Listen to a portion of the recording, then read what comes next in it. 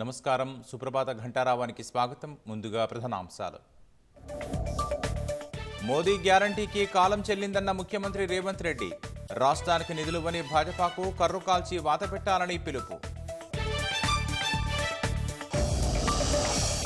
నేడు మరోసారి రాష్ట్రానికి రానున్న ప్రధాని నరేంద్ర మోదీ. కీలక సమయంలో అప్రమత్తంగా ఉండాలని నేతలకు నడ్డా నిర్దేశం.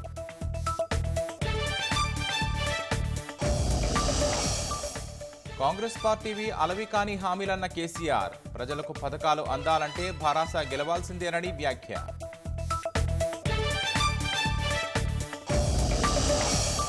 నీటిపారుదల శాఖకు చేరిన ఎన్డీఎస్ఏ మధ్యంతర నివేదిక.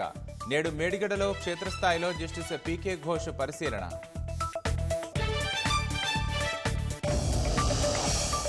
11 రాష్ట్రాల్లోని 93 స్థానాల బరిలో 1351 మంది అభ్యర్థులు.